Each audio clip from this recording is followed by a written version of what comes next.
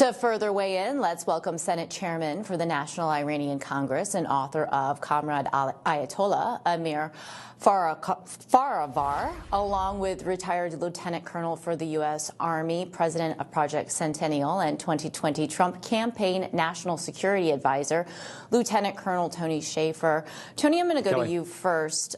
Sure. Why do we have troops in Syria? I think Carla laid it out a little bit. And should we have more? And should we be helping the newly formed Syrian government out more to stabilize and root out ISIS extremists from their own ranks?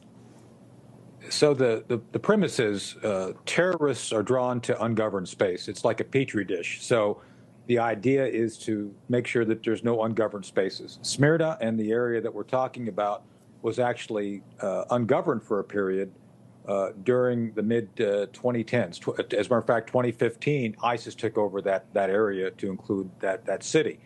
We've worked since then to include during the first Trump term, Kelly, and you were part of that.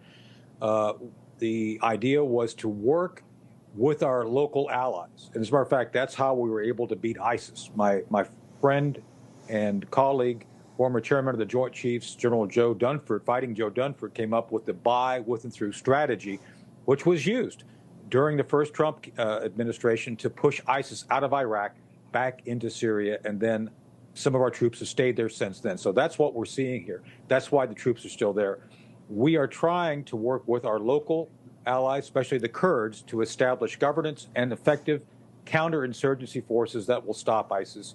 The answer is, do we need more? No. I think we need to train folks and turn it over to someone else and eventually pull our forces out of there. The longer we're there, the more we become a target, as what happened over the past weekend. Amir, your thoughts on this weekend's attack and what President Trump should do in terms of retaliation? He has promised retaliation. Thank you for having me, Kelly. It's very interesting. Look at all the terrorist attacks is happening all around the world. They are targeting the Jews, they are targeting the Christians, and they are everywhere. But who they are, we are talking about. Either they are Marxists, the leftists, or the Islamists. These two ideologies, they are at war with the West, with the American values.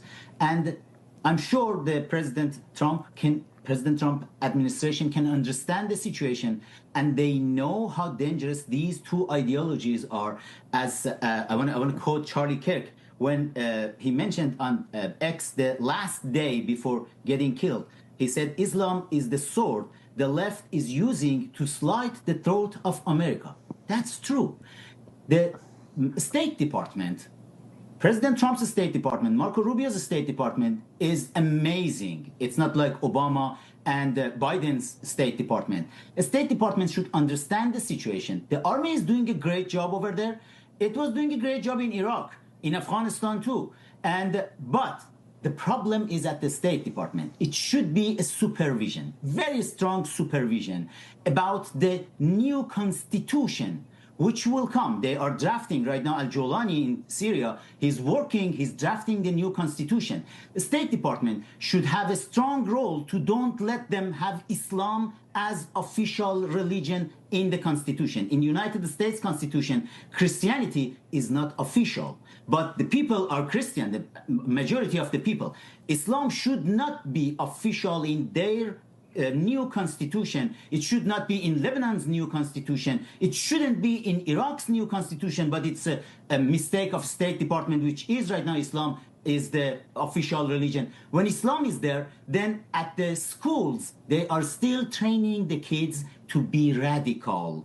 And you know what? The Muslims right now around the world, they are making fun of the West with the multiculturalism. Multiculturalism is exactly empowering radical Islam, and more Americans will be dead until you go to the root of it.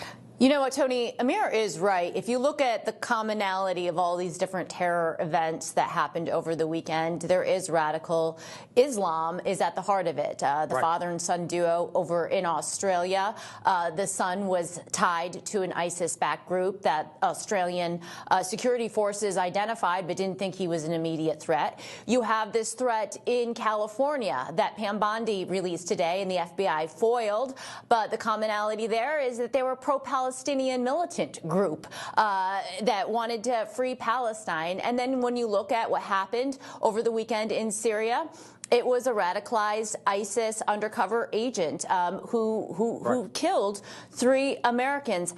How does the Western world fight against this sort of evil? That's a great point. And we've had issues relating to the Muslim Brotherhood, which has been the root feeder organization for a number of these terrorist organizations, and that's in Egypt. Kelly, we can't fix Islam. Islam has to fix itself. The issue is radical and political Islam that is primarily the driver of the violence. President al-Sisi, the current president of Egypt, called for an internal referendum within the religion that will basically change it and renounce any form of violence within the context of Islam. And that's something that Islam has to do for itself, with itself. And I support President al-Sisi. He called for this over 10 years ago. So it's an issue that the imams within the religion have to put forward. Until then, we can work with elements of Islam. I work with elements of Islam in England, the Association of British Muslims, who are opposed to any violence. I think we should look at those groups and work with them to help them fix their own problem. We can't fix Islam. Islam has to fix Islam by an internal referendum which removes violence. And that's something that we should all call for, is the fixing of the root causes of this, which is radical Islam. And we also can enforce our own immigration laws. You know, that's why the president has been so dedicated to securing the southern border. That's why those coming in from Afghanistan, he wants to do a second and third vetting. Australia and Europe could take a lead out of President Trump's book in this. Amir, Fkhravar, Lieutenant Colonel Tony Shaffer, thank you both for being here with us today. Thanks, Kelly.